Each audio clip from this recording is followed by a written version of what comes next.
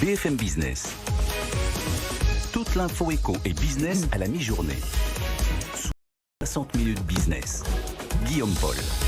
Allez, il est midi un quart, comme quoi l'aventure entrepreneuriale peut réunir tout le monde, absolument tout le monde. Bah voilà l'illustration. Charles et Frédéric Becbédé sont avec nous. Bonjour messieurs. Bonjour. Merci beaucoup d'être avec nous aujourd'hui sur BFM Business. Charles qu'on connaît, habitué, qui vient souvent nous voir. Frédéric un peu moins. Non, c'est ma première sur BFM Business. Je prends ça comme une promotion sociale. Vous avez bien raison. J'espère que ça en appellera d'autres. Enfin une chaîne sérieuse qui me reçoit. Bien sûr. Vous êtes ensemble parce qu'une aventure entrepreneuriale vous réunit depuis 8 mois. C'est Le Filtre. Alors on va en parler bien sûr. Le Filtre, marque de vodka écolo. On fera le pitch dans un instant, mais 8 mois après, on continue de se poser la question, qu'est-ce qui diable vous a réunis ?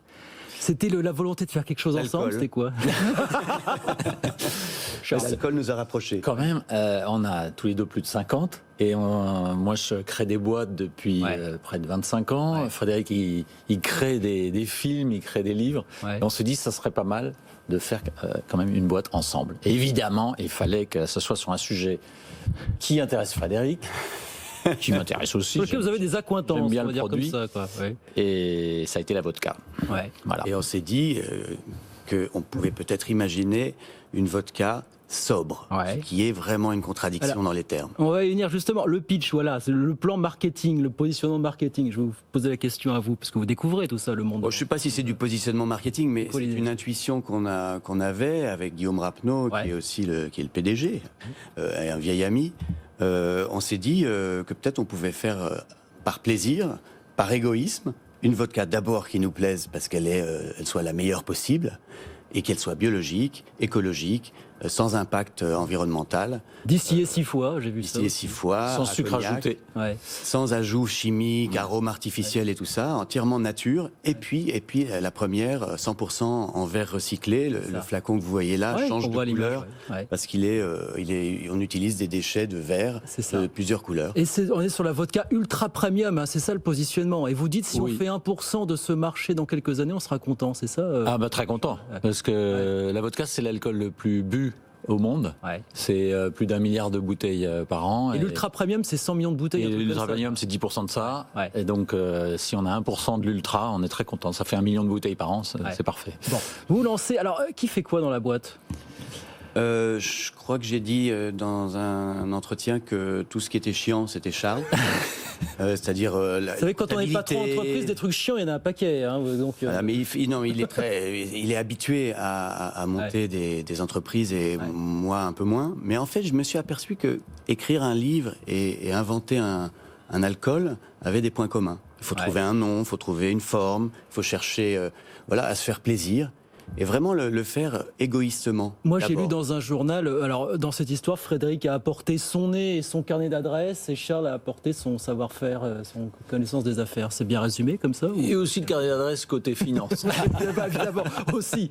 Parce il faut quand même financer tout ça. Donc, on a fait une petite levée de fonds, et on a réuni des amis, des entrepreneurs, établi quelques partenariats stratégiques, notamment avec le groupe Austruy, et c'est parti. C'est parti. Qu'est-ce que vous avez... Ce monde de l'entreprise, vous l'avez un petit peu touché du doigt au début, vous venez du monde de la pub, vous Frédéric, donc qu'est-ce que vous connaissiez, qu'est-ce que vous avez découvert finalement au contact de Charles, de cette aventure qui vous réunit depuis quelques mois? Je trouve ce qui m'a surpris, c'est qu'on s'engueule jamais. Parce on arrive à travailler assez simplement, efficacement, et on sait bien diviser les rôles. Non, mais parce qu'à mon avis, tu devais être resté sur une impression de la vie en entreprise qui n'est pas celle vraiment des startups où il y a des petits chefs et où les gens s'engueulent. Il faut être désagréable pour se faire obéir, mais c'est un peu fini tout ça. Non, c'est vrai. Vos souvenirs du monde de l'entreprise, c'était quoi, Frédéric? Non, mais disons que dans les agences de pub, il y avait beaucoup de réunions. Moi, je m'ennuyais. Là, toujours, vous savez, pour ça, malheureusement. Voilà, il y avait des clients qui souvent avaient des exigences un petit peu, comme je l'ai raconté dans 99 francs, vous voyez, qui comprenaient pas trop la créativité du métier que je faisais. Moi, j'étais rédacteur publicitaire. Mais j'ai retrouvé là, on vient de faire une campagne de pub qui va sortir la semaine prochaine, et j'ai retrouvé aussi ce plaisir d'être de l'autre côté. C'était intéressant. de me retrouver annonceur, alors que j'ai tellement critiqué les annonceurs. C'est ça. Et de Vous avez mis votre patte, voilà, on la voit la campagne, mais bon, on va la découvrir dans une semaine. Vous avez mis votre patte à cette campagne publicitaire? Oui, c'est de dire que c'est un produit très naturel, que voilà, c'est de l'eau de source, de Jansac, distillée avec du blé bio. Tout ça est fait vraiment avec amour. Et puis donc du coup on exprime tout ça dans ces images là très très belles de la région où la vodka est fabriquée. Charles, qu'est-ce que vous lui avez appris à Frédéric Dupont des Affaires? Mais que c'était pas si compliqué aussi de créer une boîte et d'être entrepreneur. Finalement, je pense que Frédéric, il avait une vision peut-être un peu fausse de la création d'entreprise et on se rend compte qu'on peut créer quelque chose, d'abord une idée qui devient un projet, puis ensuite une entreprise avec donc près de 5 personnes. On a notre directrice générale, Camille, qui a 30 ans et qui Camille Sebac-Barjon fédère toute l'équipe qu'on a et que c'est voilà, que ça avance. Mais avec quels yeux vous l'avez regardé, votre frère, pendant toutes ces années? Je me dis que... Non, oui, c'est vrai que je comprends pas tout ce qu'il fait, parce que quand il essaye de m'expliquer les ordinateurs quantiques, j'ai un peu de mal. C'est bizarre, d'ailleurs, il n'a pas pensé à me proposer de travailler dans ce domaine-là. Il m'a tout de suite proposé de faire une vodka, c'est curieux. C'est parti. Mais non, je pense que ce qu'il dit est vrai, en fait. Moi, je vois ça comme quelque chose d'artistique, en fait. Je pensais que l'entreprise était peut-être pas un monde artistique, mais quand on fait un alcool, il y a des tas de choix qui sont des décisions, presque des décisions d'artistes. Ça peut l'être. Et alors, je suis tombé de l'armoire en découvrant qu'une de vos premières boîtes Self-Trade, pour ne pas la nommer, c'est vous qui avez trouvé le nom? Oui. Alors oui. Je l'ai appelé. Il vous a donné des petits conseils au début, marketing et tout. Attends, racontez-nous ça, parce que c'est extraordinaire. Je l'appelle, je lui explique que c'est comme un de vos faits d'armes, une sorte de supermarché de la bourse sur Internet. On est en 1997, 98. Et puis je lui dis voilà, j'ai pensé à Autobourse. Mais je trouve que ça fait un peu trop, ça fait penser à l'automobile, donc les gens vont pas comprendre. Et puis il me dit, mais ton truc c'est le self-service de la bourse. Oui, c'est tout à fait ça. Je dis, self-trade. Et c'était pas déposé, j'ai immédiatement... J'ai un peu honte, j'aurais préféré trouver un mot français. D'ailleurs, c'est devenu Boursorama, je crois. Oui. Voilà, finalement, c'était... extraordinaire. Mais mais je pense que si on arrive à le rendre ludique, c'est amusant de créer de toute façon. C'est ça le point commun entre nous, c'est la création. Et là, je pense qu'en plus, il y a un enjeu politique derrière qui nous réunit. C'est-à-dire que lui est très conservateur, moi je suis plutôt altermondialiste, mais on a un point commun, c'est l'écologie là. C'est ça. Cette idée que l'écologie, ça peut être marrant, ça peut être un plaisir, et qu'il faut absolument que ça devienne le contraire de chiant, justement. Si l'écologie, on arrive à la rendre amusante, agréable, alors là, on aura gagné. Vous arrivez à vous retrouver là-dessus, finalement? Oui, parce que nous faisons fabriquer la vodka à cognac. Nous attachons beaucoup d'importance à ce que tout ce qui permet de faire la bouteille et le breuvage soit bien enraciné dans des territoires, en France, en Italie. Et donc, moi, je me retrouve dans ce produit. J'essaye d'être à la fois entrepreneur et aussi enraciné. J'ai vu, vous aviez découvert la vodka, c'est une passion commune avant 18 ans. C'est vrai, ça. Oui, c'est vos premiers souvenirs de guerre, commun. C'est un peu une question de génération. C'est-à-dire que nos parents boivent du whisky plutôt. Ma fille aime bien le gin. Mais nous, ça a été la vodka. Dans les années 80, on buvait de la vodka. Et là, moi, j'avais envie d'avoir une vodka qui me plaise, qui soit très, très luxe, très haut de gamme, très neutre, avec un classicisme. Vous l'avez lancé en juin dernier, en pleine tempête. On était déjà en pleine tempête. Comment ça va par rapport à ce qu'était le business plan original? Pardon, j'emploie des mots un peu barbares, mais c'est malheureux. Alors d'abord, bien sûr, j'ai rien compris. Je n'ai rien compris. Mais... On l'a lancé en juin, mais ça faisait bien sûr plus de 18 mois, 24 mois qu'on travaillait dessus. On n'avait pas prévu la pandémie. Mais en fait, qu'est-ce que cette pandémie finalement, comment ça nous affecte? Bien sûr, les boîtes de nuit, les bars, les restaurants sont fermés, mais les cavistes sont ouverts.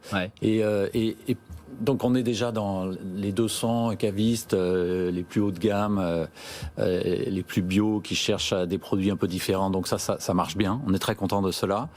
Et puis il y a beaucoup de livraisons à domicile aussi. Oui, les plateformes, les cavistes online, ça marche très bien. Les gens boivent, hein, donc ça c'est clair. Ça a été vu, la Fédération des spiritueux a donné ces chiffres, et on l'observe. Cette pandémie aussi, elle donne du temps, en fait. Quand on lance une marque comme ça de vodka et qu'on s'attaque à un marché gigantesque et qu'en face de nous, on a des monstres qui pèsent des milliards, on a moins de moyens qu'eux pour faire connaître notre marque. Donc, il faut du temps. Et là, la pandémie, elle nous donne du temps. Finalement, ça peut être un avantage dans cette affaire. Je lis 200 points de vente. Alors, il y a quelques grandes adresses parisiennes. Oui, bien sûr. La Closerie des Lilas, le Café Le Flore, l'Hôtel de Bourrienne, la Grande Épicerie. Voilà. Oui, là, c'est notre plus gros vendeur, la Grande Épicerie de Paris. Oui, c'est chouette d'être reconnu par des gens à qui on fait goûter le filtre et qui sont très élogieux, qui le prennent tout de suite. Et puis ça se vend. Et ça, vraiment, c'est sympathique. J'aime pas les questions moches, mais le prix coûte combien la bouteille ? 49 €. 49 €. On s'est aligné sur les prix en France et en Europe. de luxe. Les vodkas de luxe, Alors il y a certains traiteurs, cavistes qui peuvent ajouter quelques euros, mais voilà, c'est le prix conseillé. Ça vous donne envie de vous lancer dans d'autres aventures? Quand vous voyez ça, effectivement, l'aventure que vous vivez avec votre frère depuis quelques mois, vous dites... faites d'autres choses. Enfin, vous touchez à tout. Je crois que vous êtes aussi... vous êtes dans la chemise aussi. Vous êtes designer... Oui, non, ça avec Figaret. J'avais fait ça provisoirement, mais je sais pas. Là, je suis retourné à l'écriture, en fait. Cette catastrophe sanitaire m'a un peu enfermé dans mon travail d'écrivain en ce moment. Donc voilà, Et vous avez envie d'écrire sur quoi? Sur quelque chose, des choses en rapport avec cette pandémie? Là, j'ai fait 2 choses. J'ai un livre qui sort en mai sur la littérature et la suite d'un roman français qui est plus personnel pour, je sais pas, au début de l'année prochaine. Vous croyez au grand reset, le monde d'après? Ça, c'est une question que je vous pose à tous les deux. Voilà, ceux qui prédisent un nouveau monde où... J'aimerais bien. Où tout est redéfini. Je pense que ce serait malin de saisir une occasion, une opportunité pour réfléchir sur notre façon de vivre et éventuellement corriger. Qu'est-ce qui doit changer pour vous? Idéalement, dans un nouveau monde. Le plus urgent, c'est décarboner notre façon de vivre et l'atmosphère. C'est ça le plus urgent.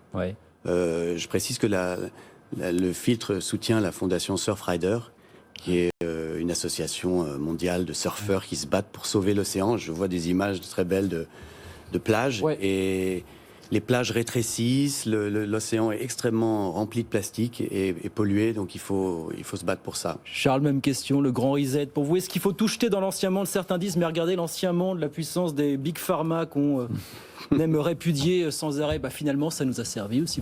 Comment est-ce que vous regardez tout ça, vous? L'homme restera l'homme. En revanche, ça peut accélérer certaines mutations. Donc ça peut être intéressant. Bon, ça peut aussi affecter très négativement des secteurs de l'économie entiers.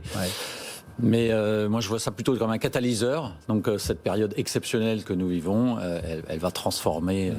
pas mal de choses. Et vous en savez quelque chose en investissant dans le quantique avec Antonation de votre fonds Audacia qui est focalisé sur ce...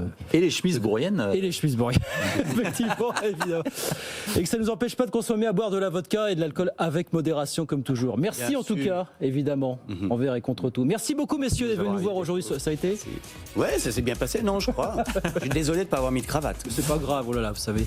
Non, les entrepreneurs toujours qui viennent nous voir sans cravate, vous savez, c'est ça aujourd'hui la norme. Mais votre rôle exact dans la société, c'est quoi? J'ai même pas de titre en fait. Le créateur. Voilà. C'est pas mal, non? Vous, Charles. Avec un grand C. Et vous, Charles, vous êtes quoi sur le papier? Humblement.